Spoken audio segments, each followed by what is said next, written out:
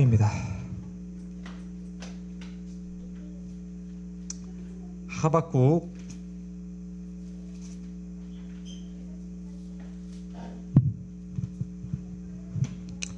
1장 1절부터 4절까지 읽겠습니다.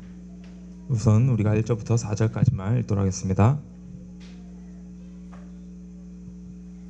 하박국 1장 1절에서 4절.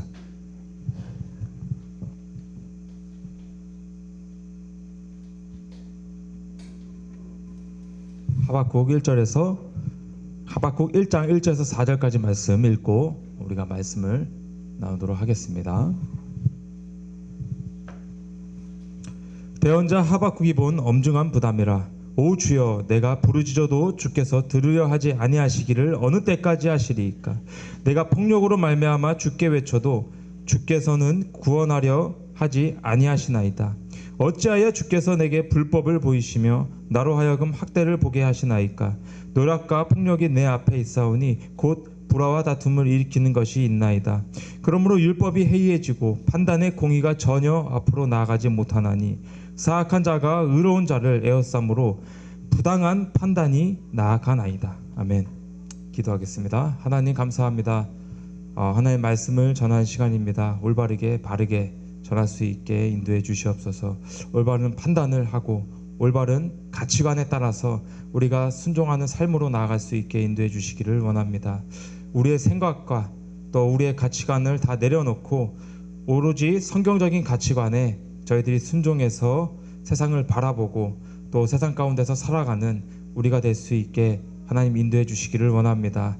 오늘 말씀을 통해서 저희들의 마음이 또 새롭게 되어지고 또 하나님 말씀 앞에 순종해 나가 하나님께 기쁨이 되는 우리의 삶이 될 수 있게 인도해 주시기를 원합니다. 말씀을 전하는 자나 또 여기 듣는 자 그리고 또 방송을 통해서 듣는 모든 사람들이 하나님의 음성을 들을 수 있게 하나님의 음성을 깨달을 수 있게 역사해 주시기를 원합니다. 감사드리며 주 예수 그리스도의 이름으로 감사하며 기도드렸습니다. 아멘. 네, 오늘 말씀의 제목은 침묵할 것인가 라는 제목을 가지고 말씀을 나누겠습니다. 하박국 선지자의 말씀입니다. 오늘날 사회의 부정과 부패 그리고 불공정한 일들에 대해서 정말 아무런 목소리를 내지 않는 사람들이 많이 있습니다. 정말 사회에 있어서 공정하지 않고 불공정한데 그럼에도 불구하고 아무런 목소리를 내지 않는 그런 사람들이 있다는 사실입니다. 크게 이 사람들 세 가지로 분류할 수가 있습니다. 세 가지. 첫 번째는 무관심한 사람입니다. 무관심한 사람. 사회에서 어떠한 일이 일어났는지에 대해서 관심이 전혀 없습니다. 정의가 무너지든지 또 불의가 행해든지 진실이 왜곡되었는지 자신과 직접적인 관계가 없다라고 생각을 하는 겁니다. 그러나 성경은 이웃의 아픔과 공동체의 죄악에 무관심한 삶을 결코 칭찬하지 않습니다.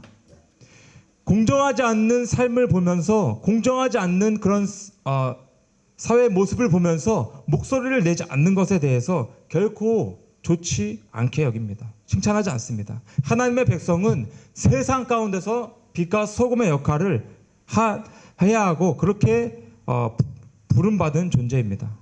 그래서 무관심은 믿음의 모습이 아니라는 거예요. 무관심. 또 두 번째 무엇입니까? 알면서도 침묵하는 사람이 있습니다. 알면서도 침묵을 합니다. 무엇이 옳고 그른지를 압니다.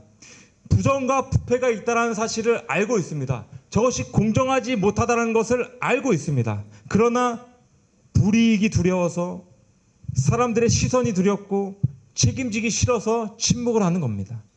때로는 자신의 안위와 평안을 위해서 진실을 외면하기도 합니다. 그러나 성경의 선지자들은 전혀 그렇게 하지 않았어요.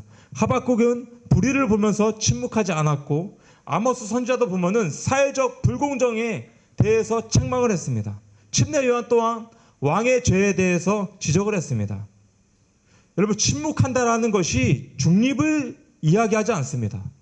오히려 침묵이 악을 돕는 그러한 일이 될 수가 있다는 겁니다.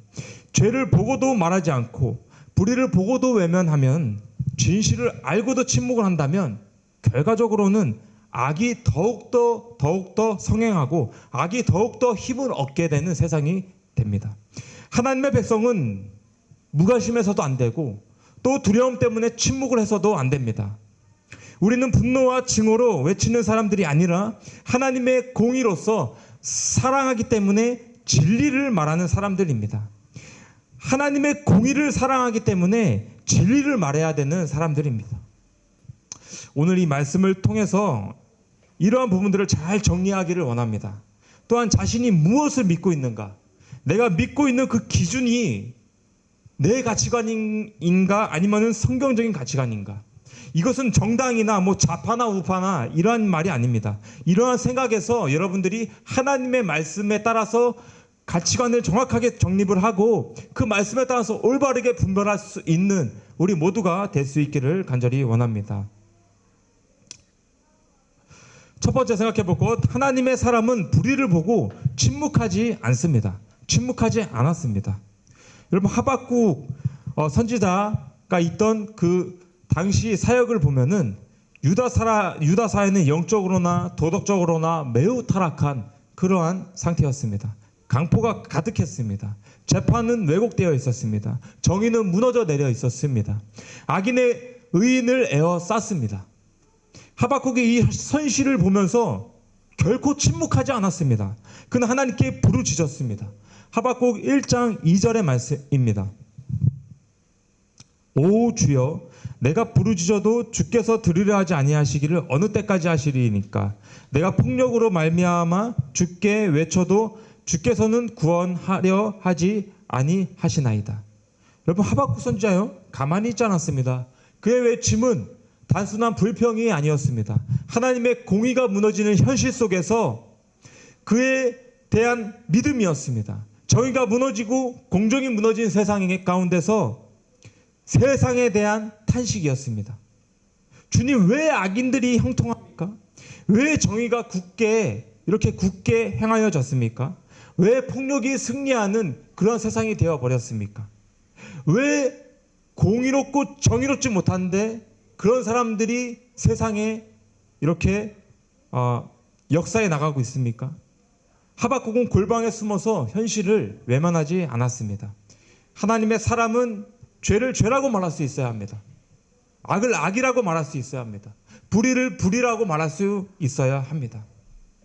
세상이 죄를 정상이라고 말할 때, 세상이 죄를 정상이라고 말할 때 교회는 하나님의 기준을 가지고 분명히 말할 수 있어야 합니다. 세상이 진실을 왜곡을 할 때 교회는 진리를 선포해야 합니다. 여러분, 침묵은 언제나 중립이 아닙니다.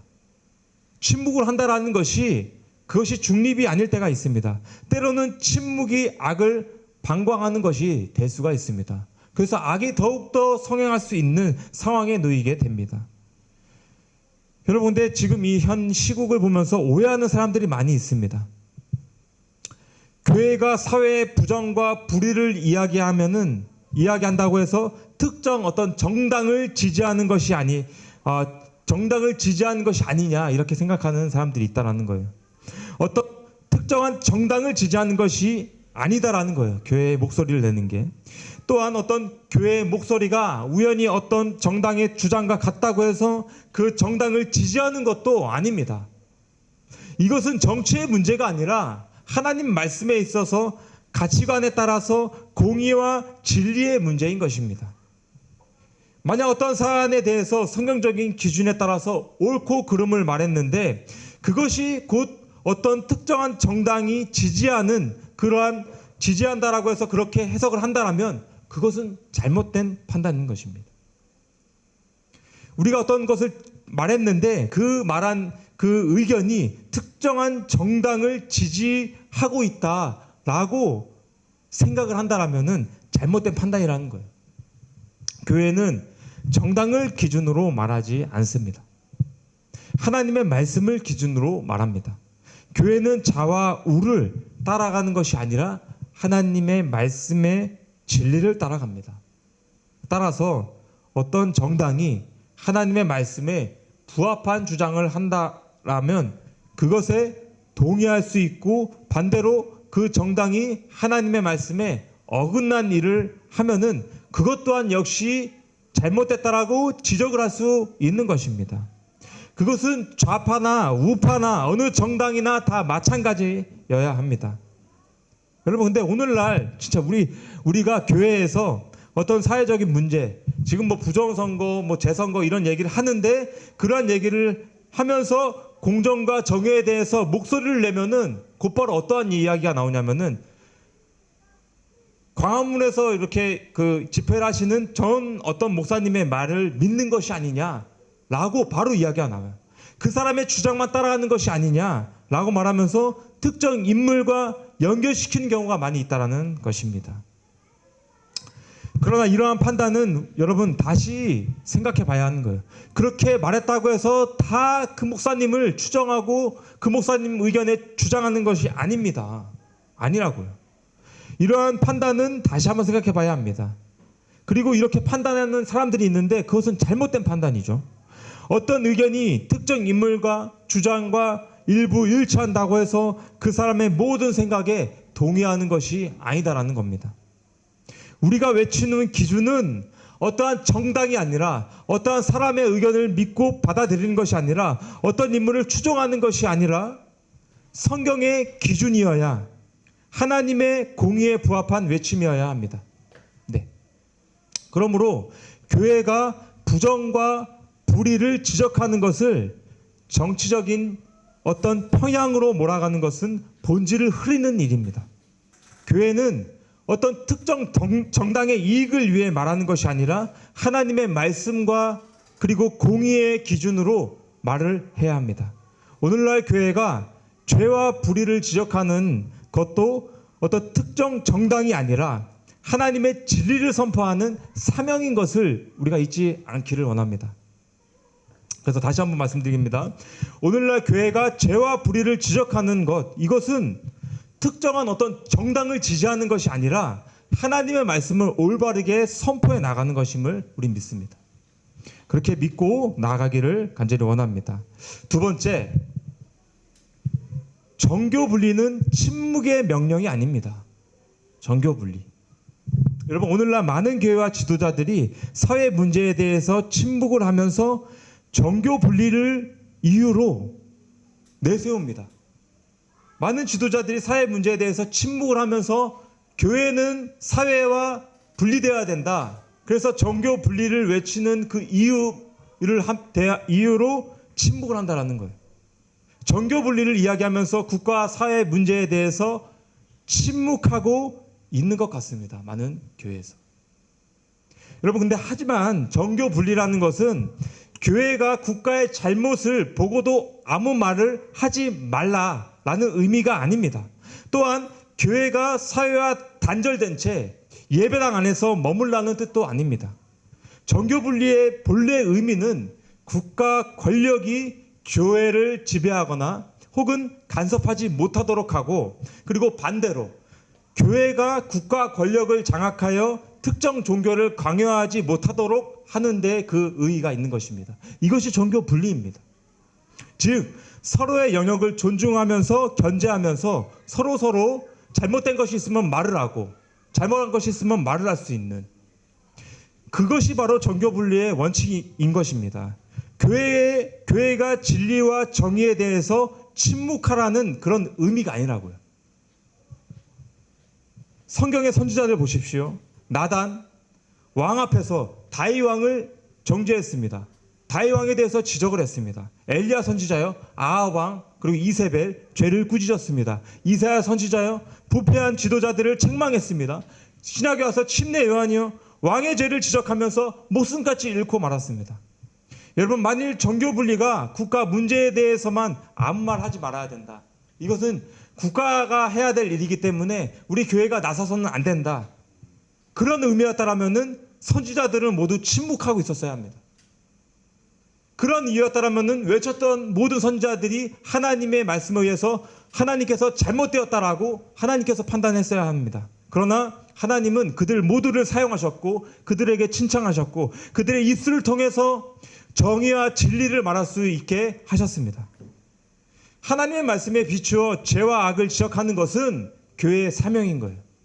그러니까 이렇게 얘기하면은 또 특정 정당을 지지한다, 교회와 국가가 분리되어야 된다라고 말하는데 그게 아니라는 것입니다.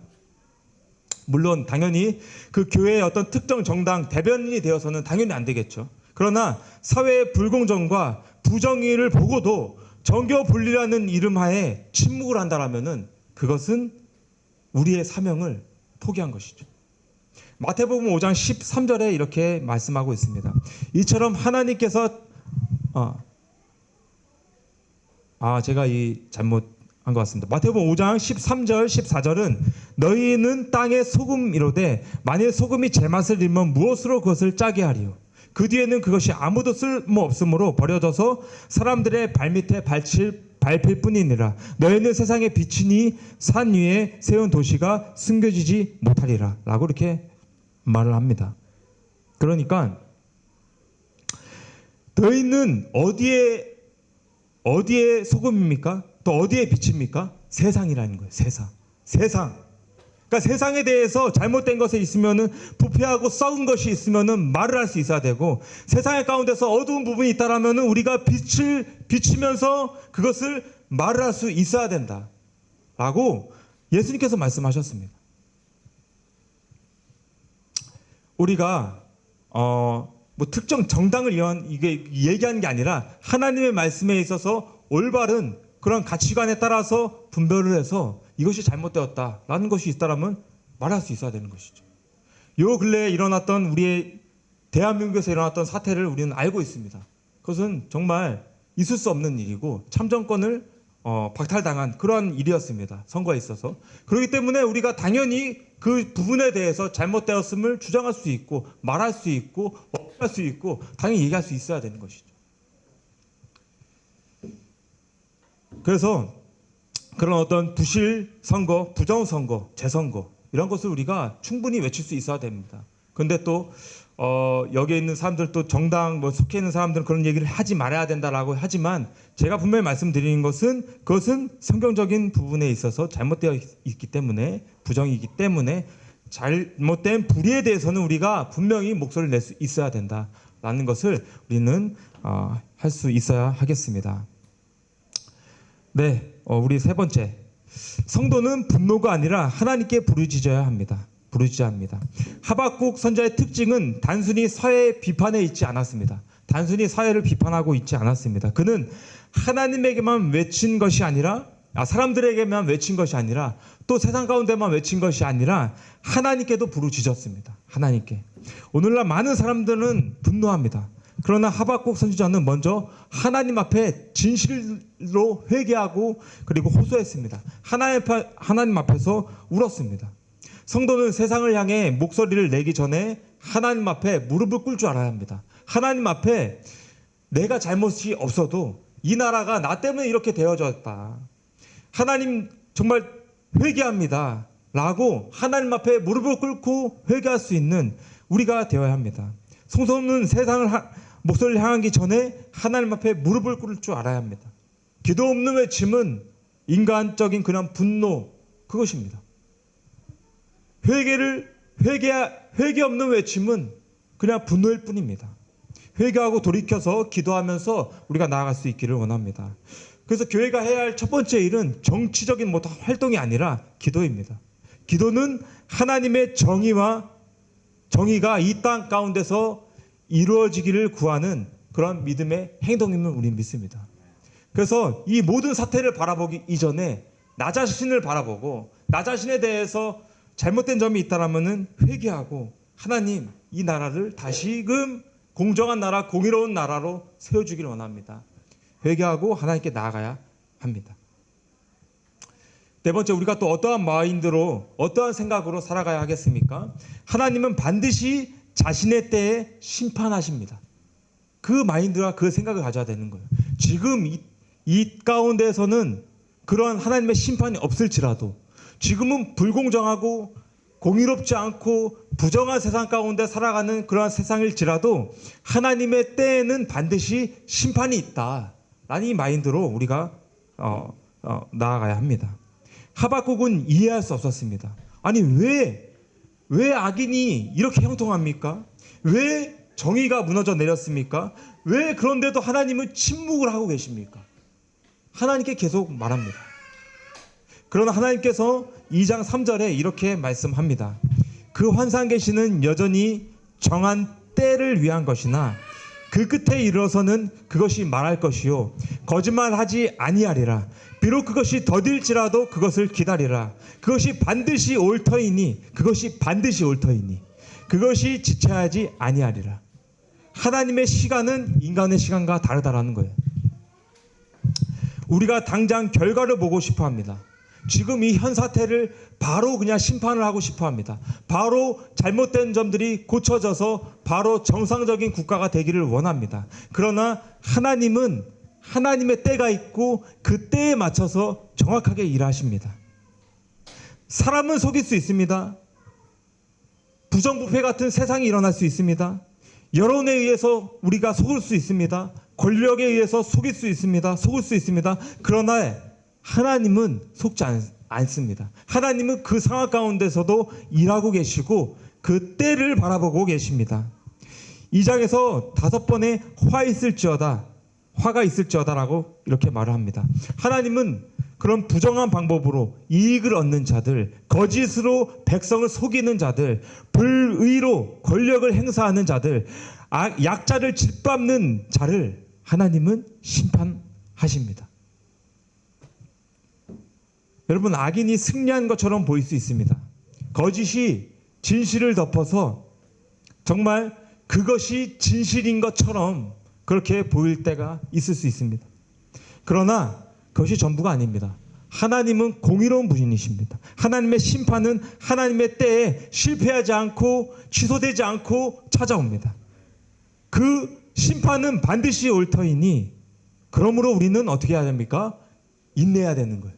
결국에 좀 무리를 있다 그럼에도 불구하고 하나님을 심판을 믿고 우리가 인내하면서 나아갈 줄 믿습니다. 결국 그래서 우리는 어떻게 살아가야 됩니까? 의인은 결국 믿음으로 말미암아 살아가야 합니다. 믿음으로. 하박국서는 단순히 사회 비판서가 아닙니다. 결국 하나님께서 하박국에게 가장 중요한 진리를 말합니다. 무엇입니까? 2장 4절입니다. 하박국 2장 4절. 보라, 위로 높여진 자의 혼은 그의 속에서 곧바르지 아니하나 오직 의인은 자기 믿음으로 살리라. 오직 의인은 자기의 믿음으로 말미암아 살리라. 여러분, 우리는 불의를 보고 침묵을 해서는 안 됩니다. 그러나 동시에 또 절망을 해서도 안 됩니다. 절망. 왜 이런 날이 일어나는가? 왜 변화가 일어나지 않는가? 언제까지 이런 일이 있을 것인가? 절망해서도 안 됩니다. 우리는 하나님의 공의를 믿는 사람들입니다. 공의, 하나님의 공의. 그래서 끝까지 믿음으로 살아가야 할 줄 믿습니다. 하박국 선지자는 처음에 탄식을 했고 왜 이런 일이 일어나냐 하나님께 호소를 했고 그리고 공정하게 이 모든 국가가 돌아가기를 계속해서 하나님께 얘기했습니다. 사실 처음에는 탄식으로 시작을 했습니다. 그런데 하나님과 대화를 통해서 하나님과의 그 응답을 통해서 마지막은 그 하박국 선지자가 찬양으로 끝이 납니다. 찬양. 그 어떤 그 악한 그런 감정들이 다 사라지게 되고 믿음으로 말미암아 살아간다라고 하는 그 고백을 하면서 결국엔 하나님을 찬양을 하는 그 찬양으로 끝을 냅니다. 우리가 너무나 잘 아는 구절이죠. 하박국 3장 17절과 18절입니다. 이렇게 말하고 있습니다. 비록 무화과나무가 꽃을 피우지 못하고 또 포도나무에 열매가 없으며 올리브나무에 수고에 열매가 없고 밭이 먹을 것을 내지 아니하며 우리의 양떼가 끊어지고 외양간에 소떼가 없을지라도 모든 게 다 없을지라도 모든 게 다 아무것도 없고 열매도 없고 내가 원하는 그 모든 것이 현실적으로 되어지지 않을지라도죠. 그럼에도 불구하고 나는 여전히 주를 기뻐하며 내 구원의 하나님을 기뻐하리로다 라고 고백을 합니다. 여러분, 하박국이 정말 기뻐할 수 있었던 이유는 상황이 좋아졌기 때문이 아닙니다. 어떤 문제가 해결되어졌기 때문이 아니었습니다. 그는 하나님을 더욱 깊이 신뢰하게 되었기 때문에 하나님을 믿었기 때문에 세상을 바라보지 않고 하나님의 심판과 하나님의 뜻을 알았기 때문에, 그것 때문에 상황이 변하지 않아도 기뻐했습니다. 여러분, 우리의 현실도 마찬가지입니다. 때로는 아무것도 변하지 않는 것처럼 보일 때가 있습니다. 불의는 여전히 존재하고 공정은 멀어 보이고 우리가 기도하는 문제들이 쉽게 해결되어지지 않습니다. 계속 기도를 해도 응답이 되지 않습니다. 여러분, 그러나 성도님은, 그리스도인들은 눈에 보이는 그런 상황이 아니라 하나님을 바라보며 살아가는 사람들입니다. 우리가 믿음으로 인내해야 하는 이유는 결국 하나님께서 모든 것을 아시고 모든 것을 아시고 계시고 감추어진 것이 다 드러날 것이기 때문에 하나님의 정의에 정하신 그때가 되면은 반드시 공의로운 심판이 임하기 때문에 그것을 믿고 우리가 나아갈 수 있기를 간절히 원합니다. 그러면 우리는 진리를 외치되 낙심하지 말아야 합니다. 공의를 위해 기도하되 절망하지 말아야 합니다. 하나님의 뜻을 구하되 기다리되 조급해하지 말아야 합니다. 비록 지금은 아무것도 변하지 않을 것처럼 보일지라도 하나님은 여전히 살아서 우리와 함께 그 불의에 대해서 심판을 할 준비를 하고 계십니다. 그러므로 상황이 바뀌어서가 아니라 하나님이 신실하신 분이 환경이 좋아서가 아니라 하나님께서 통치하시고 계시기에 오늘도 우리는 믿음으로 인내하며 주님 믿고 살아갈 수 있는 우리 모든 성도님들 되기를 간절히 원합니다. 결론을 맺겠습니다. 성도님 여러분, 하박국은 불의에 대해서 침묵하지 않았어요. 그는 하나님께 부르짖었고 하나님의 응답을 기다렸으며 마침내 하나님의 공의를 신뢰하게 되어서 이 땅 가운데서 불의가 있지만 기뻐하는 삶을 나아갔습니다. 여러분, 오늘 우리도 마찬가지입니다. 죄를 죄라고 말해야 합니다. 불의를 불의라고 말할 수 있어야 합니다. 진리를 진리라고 선포할 수 있어야 합니다. 정교분리라는 이름으로 침묵해서는 안 된다는 거예요. 침묵해서는. 특정 정당을 지지하는 것이 아닙니다. 진리를 선포했다고 해서 특정 정당을 지지하는 것이 아닙니다. 진리를 말하는 것이죠. 최종적인 심판은 하나님께 맡기고 우리가 나아가기를 원합니다. 하나님의 때를 신뢰하면서 기도하기를 간절히 원합니다. 그리고 무엇보다 이 모든 상황 가운데서도 우리가 하나님을 신뢰하는 그 믿음으로 살아가기를 원합니다. 여러분, 세상은 조급하게 결론을 내리지만 하나님은 정한 때가 분명히 있고 그 때에 분명히 하나님이 모든 상황을 분명히 되돌려 놓으실 줄을 우리는 믿습니다. 더딜지라도 기다리십시오. 하나님의 공의는 결코 늦지 않습니다. 그리고 완벽하고 온전하게 모든 것들을 심판하실 줄 믿습니다. 그러므로 우리는 시대를 향해 진리를 외치는 파수꾼이 되고 동시에 하나님의 때를 신뢰하면서 끝까지 믿음으로 살아가는 우리 성도님들 되기를 간절히 원합니다. 기도하겠습니다. 살아계신 하나님 감사합니다.